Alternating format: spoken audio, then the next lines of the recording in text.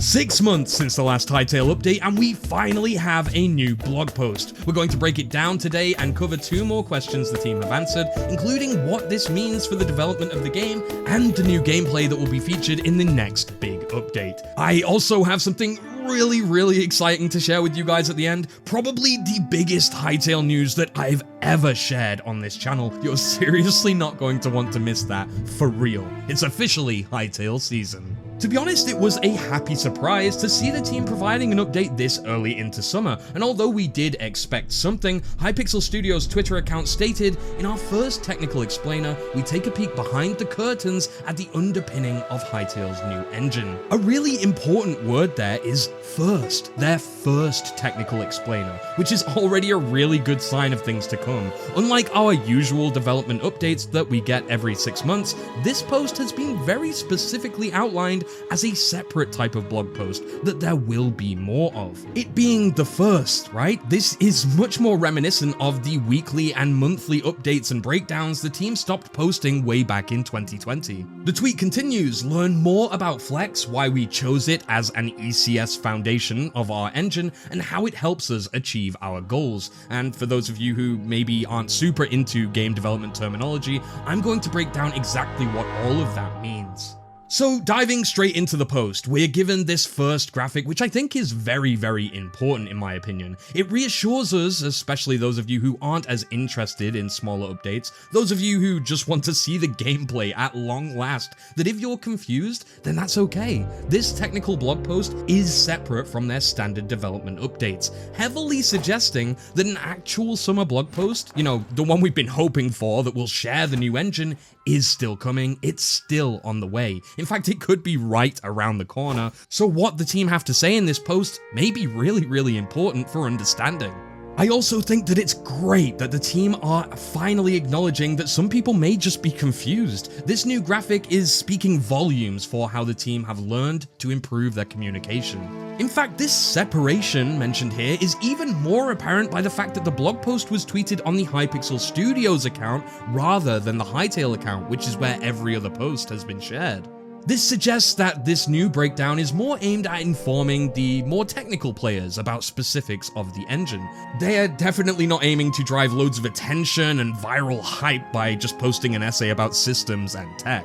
And to be honest, a whole blog post discussing the engine also feels like something that we really would get when the team is right about to release or reveal the actual engine. Also that we can better understand what we will be looking at and why said engine has taken so long to create, even if the new gameplay footage in the new engine doesn't appear that different. Obviously, we know that they still want Hytale to look and feel the same as the game that we've been following for all of these years. It's as if they're giving us a bit of a heads up or a teaser, an explanation as to what is going behind all of the things they're about to show us next.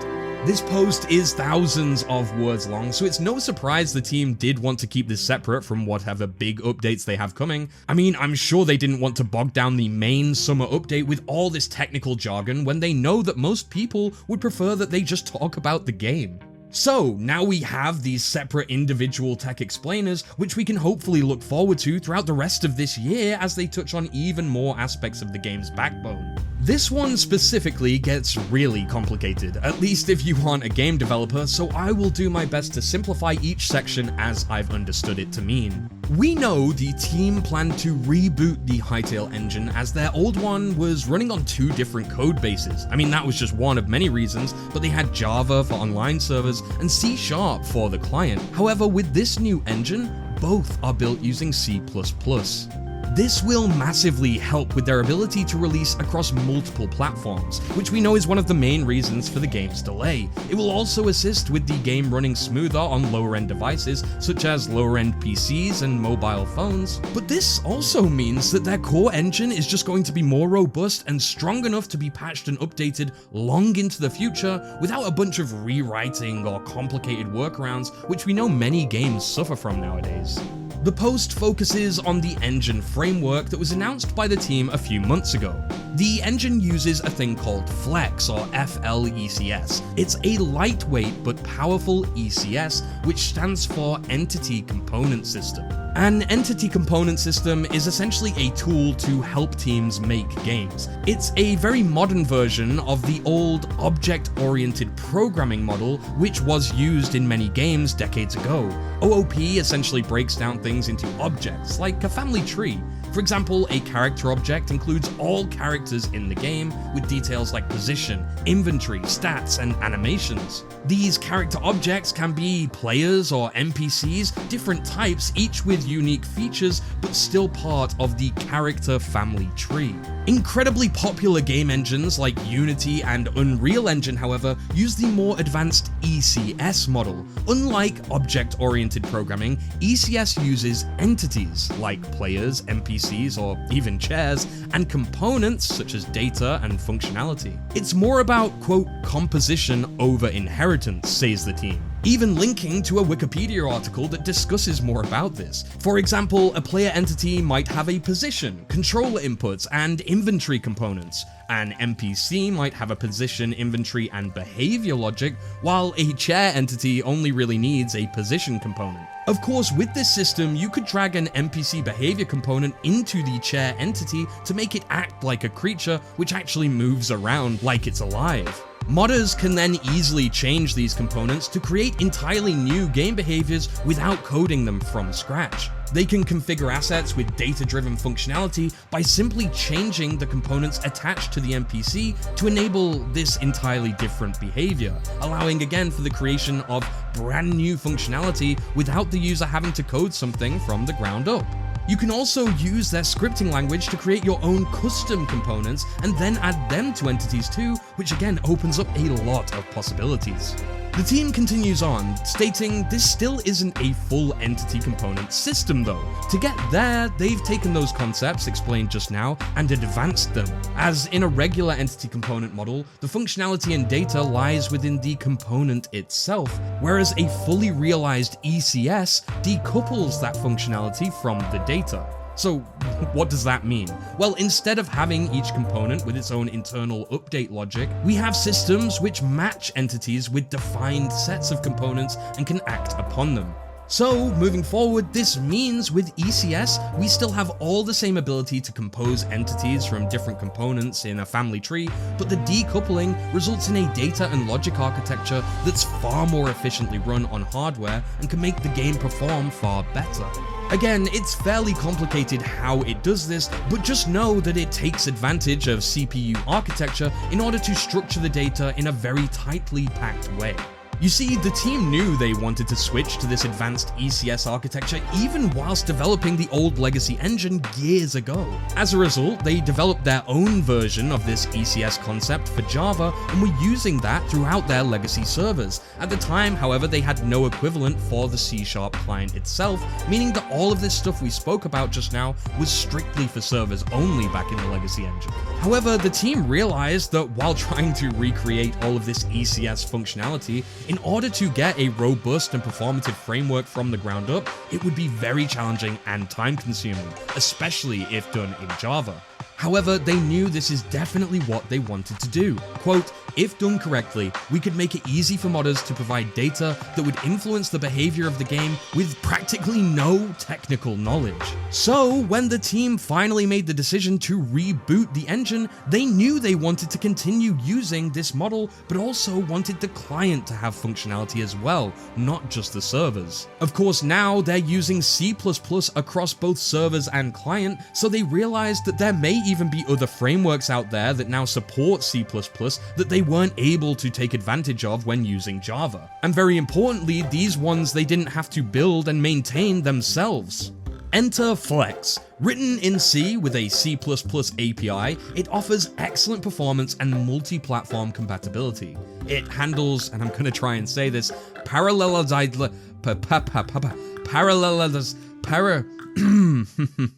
this is a tough one. Parallelization and multi-threading smartly, so the team doesn't need to maintain it themselves and can focus on the game. Essentially, this means it can run multiple tasks simultaneously without a bunch of extra performance overload. The biggest pull of Flex though was that it offers a huge amount more features than traditional frameworks. One example is the idea of relationships. Relationships, similar to components, are data that can be attached to any entity, but is used to connect one entity to another. Think of it kind of like a parent-child relationship. That's one good example of this, where a player entity might have a camera entity as a child, which follows it around.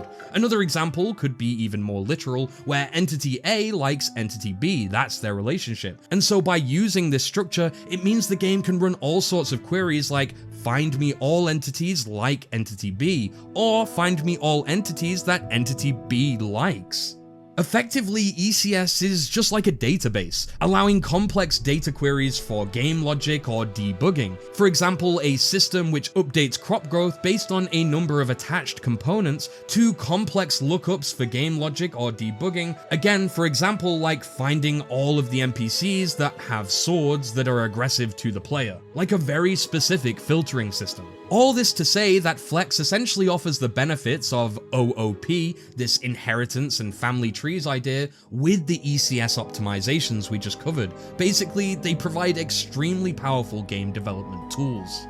The team actually use a very strong example to try and outline this for people who may not be as familiar with the concept, stating, quote, "In the past, we introduced an enhancement to Hytale's NPCs called the Combat Action Evaluator.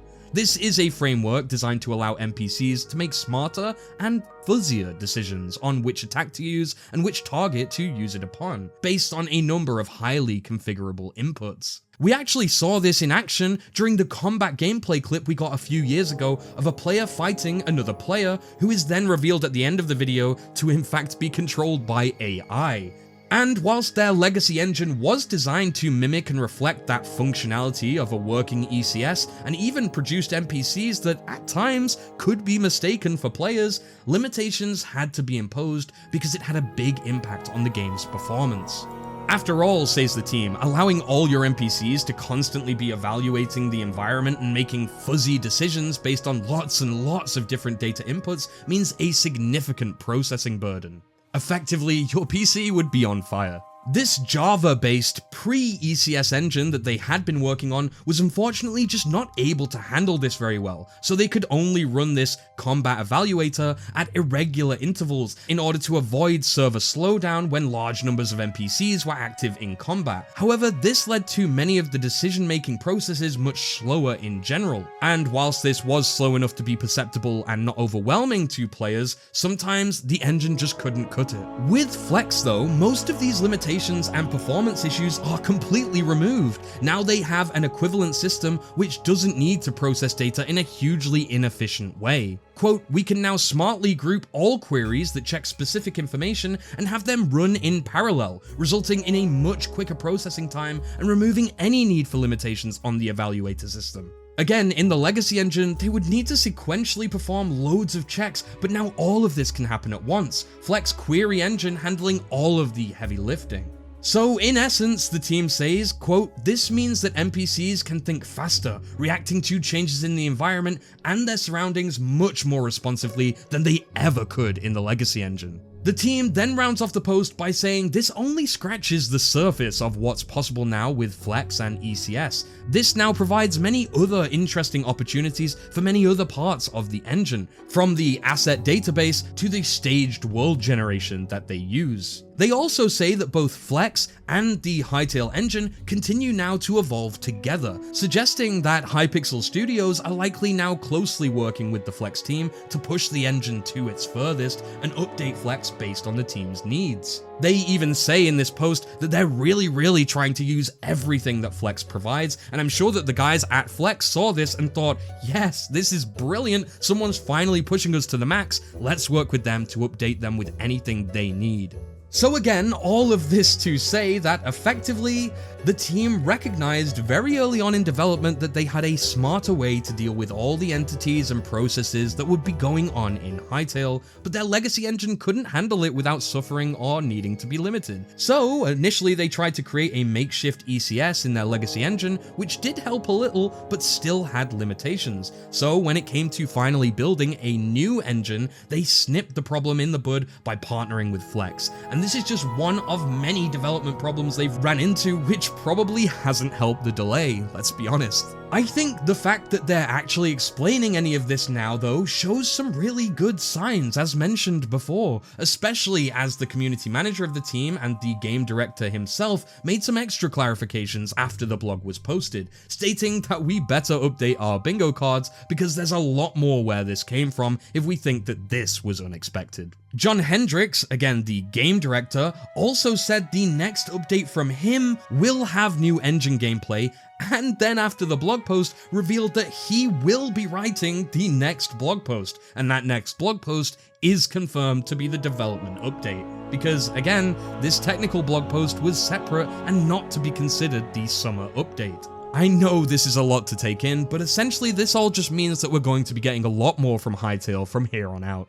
The team have also continued to update us with askhytales. They've spoken a lot about pets and companions this year, and one user asked if you'll be able to use commands to interact with them. You know, not just making them sit and stand, something a bit more interesting. And we got a quick answer from game designer Zoom, saying there's definitely functionality to do that. You could play fetch in the middle of a park, watch as your pet plays dead whilst dangerous creatures are nearby, or even teach them new and different tricks. The team are constantly looking for and working on new ways to interact with pets and companions apparently, and this really does get me excited for that aspect of the game. The next question, in fact many questions apparently, were about personalization in Hytale. Just how much can you customize your character? I mean, can you be an elf, a robot, an animal, a dragon? And design director Tag answered that you will definitely have fantasy representations in the avatar customizer. They're not going to confirm anything specific just yet, but just be reassured there is lots in the work that check all of those boxes. You are essentially crafting an appearance out of many different components. And how your avatar presents in the moment certainly could look like an elf, but you are, remember, an avatar, so you're always able to go back and change what you look like.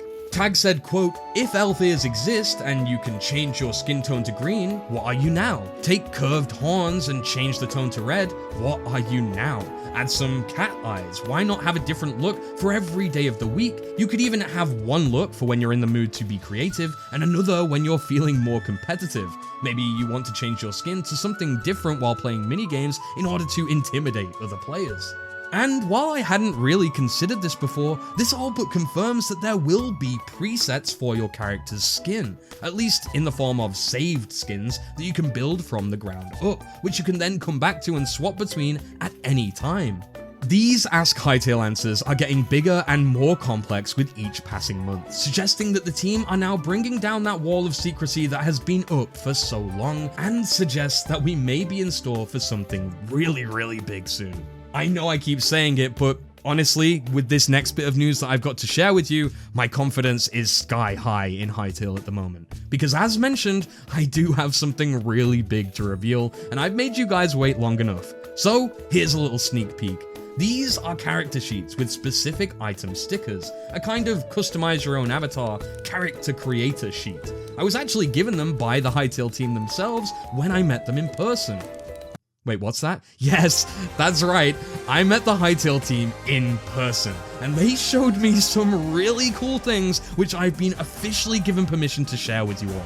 These are things that I was shown that will take an entire 20-minute video to break down, so you best get ready for that one soon, because it will be dropping this week.